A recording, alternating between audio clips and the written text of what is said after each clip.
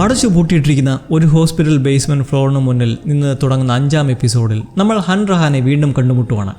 കഴിഞ്ഞ എപ്പിസോഡിൽ തുടക്കത്തിൽ ഐസക്കിന് കൈകൊടുത്ത് വോൾഫിലേക്ക് സ്വാഗതം ചെയ്ത ആ സ്ത്രീ WLF ഓഫീസറായ ഇവർ വളരെ ടെൻഷനിൽ വന്ന് ഈ അടച്ചു പൂട്ടിയിട്ടിരിക്കുന്ന വാതിലും അതിനു ചുറ്റും ആയുധങ്ങളുമായി കുറേ പട്ടാളക്കാരും ജാഗ്രതയോടെ നിൽക്കുന്നത് കണ്ടിട്ട് എത്തുന്നത് മറ്റൊരു ഓഫീസറായ എലീസിനടുത്തേക്ക്.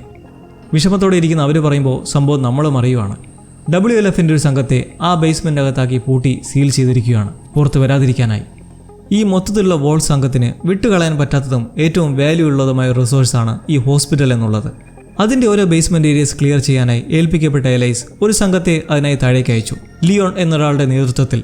ആദ്യത്തെ ബേസ്മെൻറ്റ് സോണായ B1 കുഴപ്പമൊന്നുമില്ലാതെ ക്ലിയർ ചെയ്ത ശേഷം അടുത്ത B2 ഏരിയയിലേക്ക് കടന്നപ്പോൾ അവിടെ ഇൻഫെക്റ്റഡിൻ്റെ ചില ട്രേസിങ്ങുകൾ കണ്ടെത്തി. ഇതേക്കുറിച്ച് ട്രാൻസീവറിൽ ഉടൻ തന്നെ ലിയോൺ എലൈസിനെ അറിയിച്ച ശേഷം കുറച്ചു കഴിഞ്ഞ് വീണ്ടും ഒരു അലർട്ട് എത്തി. പക്ഷേ അപ്പോൾ ലിയോണിന് നേരെ ചെവിയൊന്ന് വിശ്വസിക്കാൻ പോലും പറ്റാത്ത ഒരു സ്ഥിതിയായിരുന്നു. അവിടെ മൊത്തം കോഡിസെപ്സ് ഇൻഫെക്ഷൻ ആണെന്നും മാത്രമല്ല വായുവിൽ കൂടി പകരുന്നതായുള്ള ഞെട്ടിക്കുന്ന വിവരം അറിയിച്ചു. ഒടുവിൽ പുറത്ത് മറ്റുള്ളവരിലേക്കും ഇത് പകരും എന്ന സാധ്യത കണ്ടതോടെ ലിയോൺ പറഞ്ഞ പോലെ തന്നെ ആ സംഘത്തെ അതിനുള്ളിലാക്കി സീൽ ചെയ്യാനായി എലൈസി നിർദ്ദേശം കൊടുക്കുകയും ചെയ്തു. തികച്ചും നിസ്സഹായമായ ഒരു തീരുമാനം വളരെ വേദനയോടെ എലൈസ് എടുത്തപ്പോൾ എന്നാൽ ലിയോൺ എന്നുള്ളത് അവരുടെ പ്രിയപ്പെട്ട മകനും കൂടിയായിരുന്നു. അങ്ങനെ അധികം സമയമായിട്ടില്ലാത്ത കുറച്ച് വേദനാജനകമായ ഈ തുടക്കത്തിൽ നിന്നും നമ്മൾ ആ തിയേറ്ററിലേക്ക് പോവുകയാണ്. സിയാറ്റിലെ 2ാം ദിവസം. ട്രാൻസീവറിലൂടെ ഓരോ ലൈവ് അപ്ഡേറ്റ്സും കേട്ട് മാപ്പ് നോക്കി എങ്ങനെ അപകടം കുറഞ്ഞ രീതിയിൽ ആശുപത്രിയിലുള്ള നോറയ്ക്കടുത്തേക്ക് എത്താമെന്ന് തലപോയിക്കുന്ന ഡീനയും കുറച്ച് ഫ്രീ ആയി അവിടെ ചുറ്റിക്കിറങ്ങുന്ന എല്ലിയും. അവൾ തിയേറ്ററിൽ ഒരു കൺസേർട്ട് വേദി കണ്ട് അവിടെ വെച്ചിരിക്കുന്ന ഗിറ്റാർ എടുത്ത് ചെറിയ മൂളിപ്പാട്ടൊക്കെ പാടുന്നതിലും പെട്ടെന്ന് ജോയലിൻ്റെ വേർപാട് മനസ്സിൽ തട്ടി അങ്ങനെ നിൽക്കെ ഡീനയെത്തി ഒരു പ്ലോട്ട് സെറ്റാക്കി എന്ന് പറഞ്ഞ് വിളിക്കുന്നു. വടക്കു ദിശയും തെക്കു ദിശയും മുൻനിർത്തിയാണ് വോൾഫ് നിരീക്ഷണവും പെട്രോളിങ്ങും ഒക്കെ നടത്തി വരുന്നത്. എന്നാൽ ഇതിനിടയിലായി ഒരു ബ്ലൈൻഡ് സോണാണ്. അവിടെ ഇവരുടെ സാന്നിധ്യമില്ല, എന്നാലും സെർച്ച് ലൈറ്റ്സ് ഉണ്ടാവും. അവിടെ ഈ ഗ്യാപ്പിനടുത്തായി ഒരു വലിയ ബിൽഡിങ്ങുമുണ്ട്. ഈ സ്ഥലത്തേക്ക് പ്രശ്നമൊന്നുമില്ലാതെ എത്തിച്ചേർന്ന് ആ കെട്ടിടത്തിലൂടെ കടന്നിറങ്ങാൻ കഴിഞ്ഞാൽ പിന്നെ ഹോസ്പിറ്റലിലേക്ക് അധികം ദൂരമുണ്ടാവില്ല. പക്ഷേ ഇത്രയും വിന്യസിച്ച് നിരീക്ഷണം നടത്തി വരുന്ന ഇവർ എന്തുകൊണ്ട് ആ ഏരിയയ്ക്കും ബിൽഡിങ്ങിനും ഒന്നും ശ്രദ്ധ കൊടുക്കുന്നില്ല? എല്ലിയുടെ സംശയം ചെന്നെത്തുന്നത് ഒരേ ഒരു സാധ്യതയിലേക്കാണ്.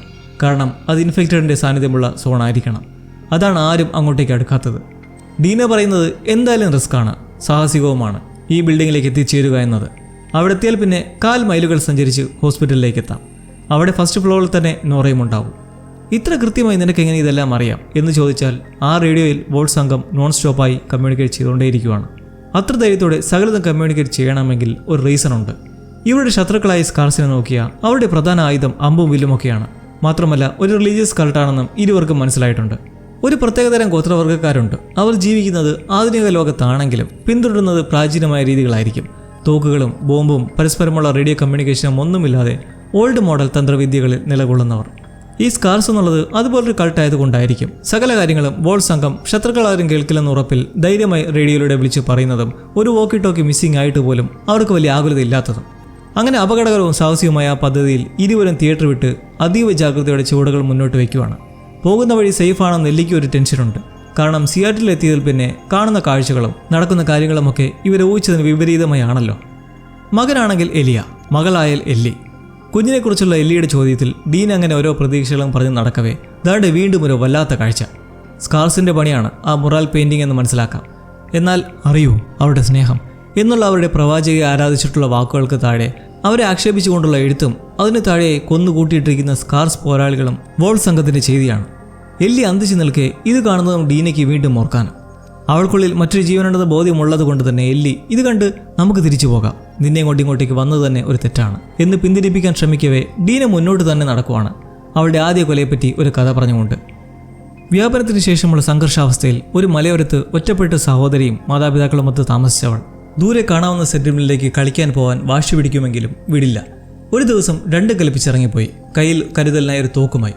എന്നാൽ പോയി തിരിച്ചു വന്നപ്പോൾ കണ്ടത് വീട്ടിൽ അതിക്രമിച്ച് കയറി കുടുംബത്തെ കൊന്നുകൊണ്ടിരിക്കുന്ന ഒരു കൊള്ളക്കാരനെ. ഞെട്ടിത്തെറിച്ച് ഉടൻ തന്നെ തോക്കെടുത്ത് കൈവിറച്ചുകൊണ്ട് അയാളെ വെടിവെച്ചിട്ടു. 8 വയസ്സ് മാത്രമാണെന്ന് പ്രായം.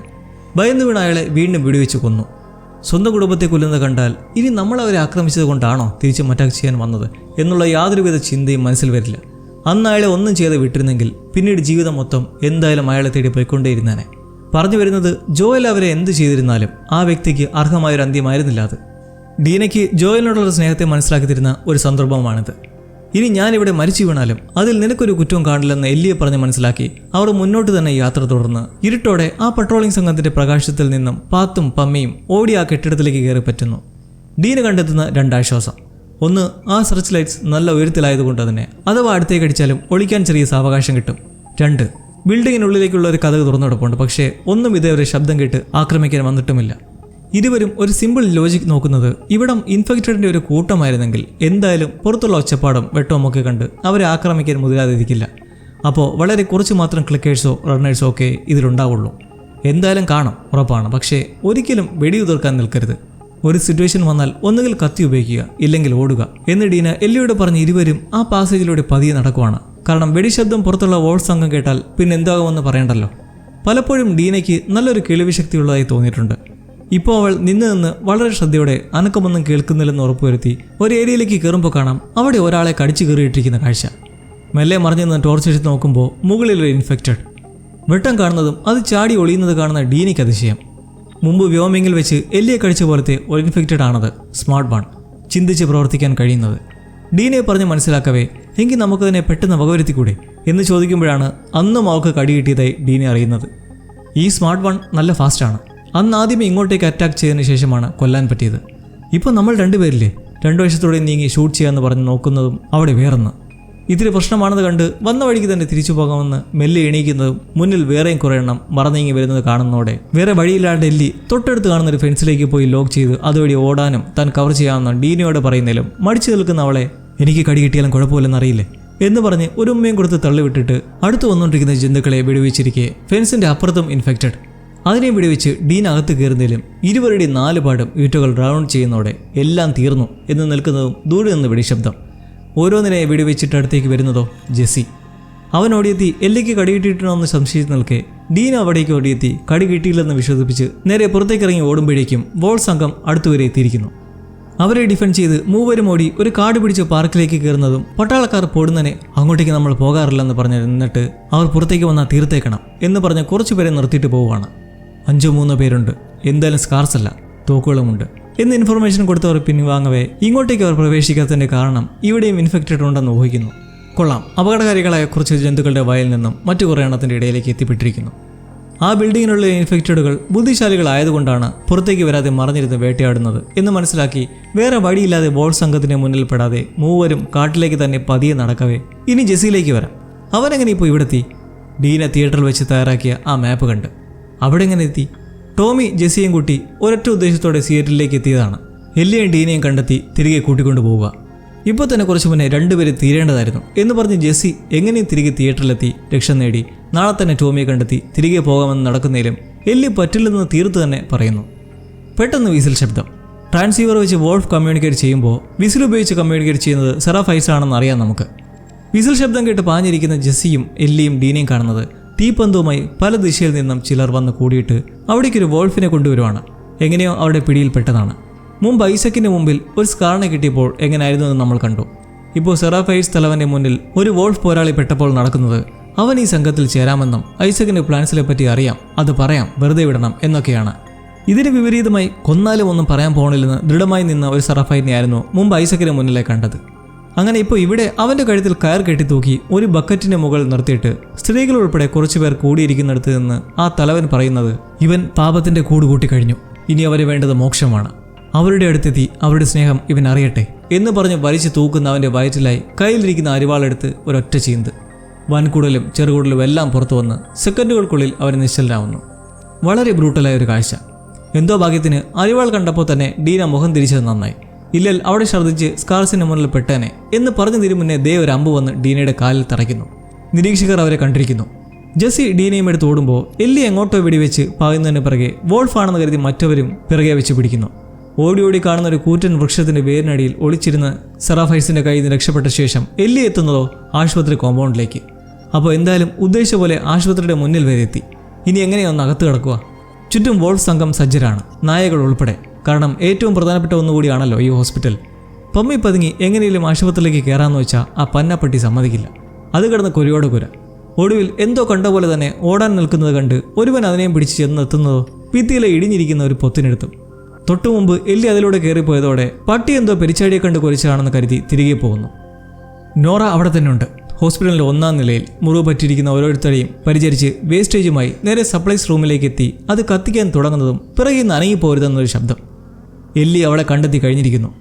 തിരിഞ്ഞു നോക്കുന്ന നോറയ്ക്ക് കാണുന്ന പാട് തന്നെ മനസ്സിലാവുന്നു അന്ന് ജാക്സണിൽ വെച്ച് കണ്ടതാണെന്ന്. തോക്കിൻ മുനയിൽ കുറച്ച് പരിങ്ങി കൈപൊക്കി നിൽക്കെ നോറ പറയുന്നത്, ഞങ്ങൾക്കന്ന് നിന്നെയും കൊല്ലാമായിരുന്നു, പക്ഷേ ചെയ്തില്ല. അത് നിന്റെ തെറ്റ്, ജാക്സണിലേക്ക് വന്നത് നിന്റെ തെറ്റ് എന്ന് പറഞ്ഞ് എല്ലി ആബിയുള്ള സ്ഥലം തിരക്കുന്നതിലും അവൾ പറയുന്നില്ല. അവൾ എവിടെന്ന് പറഞ്ഞാൽ ചിലപ്പോൾ ഞാൻ നിന്നെ വെറുതെ വിട്ടേക്കും എന്ന് വീറോടെ നിൽക്കുന്നത് കണ്ട് നോറ ജോയലിനെ കുറിച്ച് പറയുവാണ്. അന്നത്തെ സംഭവത്തിന് ശേഷം പലപ്പോഴും രാത്രി ഉറക്കത്തിൽ അയാളുടെ വേദന കൊണ്ടുള്ള കരച്ചിലും അലറലുമൊക്കെ കേൾക്കും. അയാൾ അത്ര വേദന സഹിച്ചു. എല്ലി ഉണ്ടോ ഇത് അവളെ തളർത്താനുള്ള ഒരു അടവാണെന്ന് കരുതുന്നു. നോറ ഇത് പറഞ്ഞതിന് പിറകെ എന്തായാലും അവന് കിട്ടേണ്ടത് തന്നെയാണ് കിട്ടിയെന്ന് പറഞ്ഞ് അവിടെയുള്ള സ്പിരിറ്റ് എടുത്ത് എല്ലിയുടെ മുഖത്തേക്കൊഴിച്ച് പുറത്തേക്ക് അലറി വിളിച്ചുകൊണ്ട് ഓടുന്നു. ശത്രു ഉള്ളിൽ കയറി പറ്റിയെന്നും വെടിവെക്കെന്നും പറഞ്ഞ്. ഇത് കേൾക്കുന്ന കാവൽക്കാർ പിന്തുടരുന്ന എല്ലിയെ വെടിവെച്ചിടാൻ ശ്രമിക്കുന്നതിലും കുതിര മാറി നോറയെ വിടാതെ പിടിക്കാൻ നോക്കുമ്പോൾ നോറ എത്തിപ്പെടുന്നത് ഒരു ഡെഡ് എൻഡിൽ. ഇനി മുന്നോട്ട് വഴിയില്ല, മൊത്തം അടച്ചു മൂടി വെച്ചിരിക്കുന്നു. ഇനി ആകെയുള്ളത് കുറച്ച് തുറന്നിരിപ്പുള്ള ലിഫ്റ്റും. എന്തായാലും എല്ലി വെറുതെ വിടാൻ പോടില്ലെന്ന് മനസ്സിലായി ആ ഡോർ ബലം പിടിച്ച് തുറന്ന് എലിവേറ്ററിലേക്ക് ചാടി നിൽക്കുന്നതും ആടി നിന്ന് അത് താഴേക്ക് ചെന്ന് നിലപതിക്കുന്നു. നോറ നോക്കുമ്പോൾ കാണാം അത് ബേസ്മെൻറ്റിൻ്റെ B2 മേഖലയാണ്. ഈ B2വിലാണ് നമ്മൾ തുടക്കത്തിൽ കേട്ട വായുമാർഗം പകരാവുന്ന കോഡിസെപ്സ് ഫംഗസുകളും വോൾ സംഘത്തെ സീൽ ചെയ്തതുമായ സ്ഥലം. അമ്പലം നിൽക്കുന്ന നോറയ്ക്കടുത്തേക്ക് മുകളിൽ നിന്ന് എല്ലി വെടിവെക്കുന്നതും അവൾ ഇറങ്ങി ഓടുന്നതിന് പിറകെ എല്ലി വലിഞ്ഞു പിടിച്ച് താഴേക്ക് ഇറങ്ങാൻ ശ്രമിക്കുന്നു. ഇന്നേരം മുകളിൽ അടുത്തുവരെ എത്തിയ പട്ടാളക്കാർ ബേസ്മെന്റിലേക്ക് ഒരു ഗ്യാപ്പ് വന്നെന്നും ഉടനെ ഇവിടേക്കുള്ള ഹോൾവേ സീൽ ചെയ്യാനും പറഞ്ഞ് ഓടുന്നതും കേൾക്കാം. അങ്ങനെ താഴെ എത്തി നടക്കുന്ന എല്ലി അവിടെ കോഡിസെപ്സിന്റെ വളർച്ച കാണുന്ന പാടെ കുറച്ച് പ്രശ്നമുള്ള സ്ഥലമാണെന്ന് തിരിച്ചറിഞ്ഞ് നടന്നു ചെന്ന് നിൽക്കുന്നത് അവളുടെ കണ്ണുകൾക്ക് വിശ്വസിക്കാൻ പറ്റാത്തൊരു കാഴ്ചയ്ക്ക് മുന്നിൽ. മൊത്തത്തിൽ ചിതൽപുറ്റ് പോലെ വ്യാപിച്ചു കിടക്കുന്ന ഫംഗസും വായുവിലൂടെ അതിന്റെ തരിയും പൊടിയും അടങ്ങിയ അംശം പാറി പറന്ന് നടക്കുന്നു. മുൻപ് വോൾഫിന്റെ ഒരു പട്ടാളത്തലവൻ ലിയോൺ പറഞ്ഞ അതേപോലെ വോൾഫ് ഉപേക്ഷിച്ച അയാളും സംഘവും ഇവിടെ ഉണ്ട്. ഒട്ടും താമസിയാതെ തന്നെ അതിലൊരുവൻ എല്ലിക്ക് മുന്നിൽ ദൃശ്യമാവുകയാണ്. ഫംഗസിനാൽ വിഴുങ്ങി ഒന്ന് ചലിക്കാൻ പോലും കഴിയാത്ത രീതിയിൽ. എന്തോ പറയാൻ ശ്രമിക്കുന്നതിലും വായിൽ നിന്ന് ഫംഗസിന്റെ പൊടിപടലങ്ങൾ മാത്രമാണ് പുറത്തു വരുന്നത്. തൊട്ടടുത്ത് തന്നെയുണ്ട് അതേപോലെ വേദനിക്കുന്ന മറ്റൊരുവൻ, ലിയോൺ, ക്യാപ്റ്റൻ. കുറച്ചു ദൂരെ ചുമയ്ക്കുന്നത് കേട്ട് അവിടെയുള്ള ഇലക്ട്രിസിറ്റി ചേഞ്ച് ഓവർ കണ്ടെത്തി ഓണാക്കി പതിയെ നടന്നെത്തുന്നത് നോറയ്ക്ക് മുന്നിൽ. മൊത്തം പൊടിപടലമായ അന്തരീക്ഷത്തിൽ നിന്ന് ശ്വസിച്ച് ശരീരം വിറച്ചടിക്കുന്ന നോറയും ഇത് ഫംഗസ് വ്യാപനമാണെന്ന് മനസ്സിലാക്കി എല്ലിയെ നോക്കി ശപിച്ച് നമ്മൾ രണ്ടുപേരും മരിക്കാൻ പോവുകയാണെന്ന് പറയുന്നത് കേട്ട് തെല്ലും കൂസലില്ലാതെ നിൽക്കുന്ന എല്ലിയാണ് അപ്പോൾ ഇമ്മ്യൂൺ ഗേൾ എന്ന് മനസ്സിലാക്കുവാണ്. അപ്പോൾ ഇങ്ങനൊരുവൾ ഉള്ളത് സത്യമായിരുന്നെന്ന് തിരിച്ചറിവിൽ നോറ ചോദിക്കുന്നത്, ജോയൽ അന്ന് എന്താ ചെയ്തതെന്നറിയുമോ?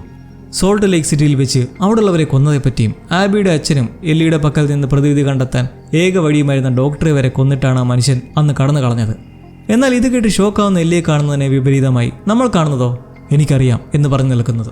അപ്പോൾ ജോയൽ മറച്ചുവെച്ച സത്യം എല്ലിക്ക് അറിയാമായിരുന്നു. വീണ്ടും ആബി എവിടെ നിന്ന് ചോദിക്കുന്നതിലും നോറ പറയില്ലെന്ന് തന്നെ വാശിയിൽ ഇരിക്കുന്നത് കണ്ട് അവിടെ ചുറ്റുനോക്കി കാണുന്ന ഒരു ഇരുമ്പ് പൈപ്പും എടുത്തിട്ട് അവളുടെ അടുത്തേക്കെത്തി വീണ്ടും ചോദിക്കുവാണ്, എവിടെ ആബി? പറയില്ലെന്ന സ്റ്റാൻഡിൽ തന്നെയുള്ള നോറയെ അവൾ കാല് നോക്കി ആഞ്ഞടിക്കുവാണ്. വീണ്ടും ആവർത്തിച്ച് ചോദിച്ചുകൊണ്ട് ആ കാല് തല്ലി ചതിക്കുമ്പോൾ അന്നീ ഉറ്റകൾ ജോയലിൻ്റെ കാലിൽ ഗോൾ സ്റ്റിക്ക് വെച്ചടിച്ച കാഴ്ചയല്ലാതെ പിന്നെ എന്ത് മനസ്സിൽ വരാൻ? എന്തൊക്കെയായാലും ജോയലിനെ കാണിക്കാതെ ഈ എപ്പിസോഡ് അവസാനിക്കുന്ന പരിപാടിയില്ല.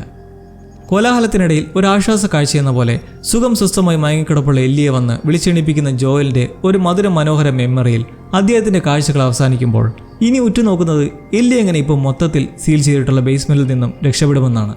ജെസിൻ്റെയും സ്കാർസിൽ നിന്നും രക്ഷ നേടി കാണുമോ? പ്രധാനമായും ജോയൽ ഇതുവരെ വെളിപ്പെടുത്തിയതായി കണ്ടിട്ടില്ലാത്ത ആ രഹസ്യം എങ്ങനെ എല്ലിക്കറിയാമെന്ന് പറഞ്ഞു. എന്തൊക്കെയായാലും അടുത്ത എപ്പിസോഡുമായി കാത്തിരുന്ന് കാണാം. Take care and by.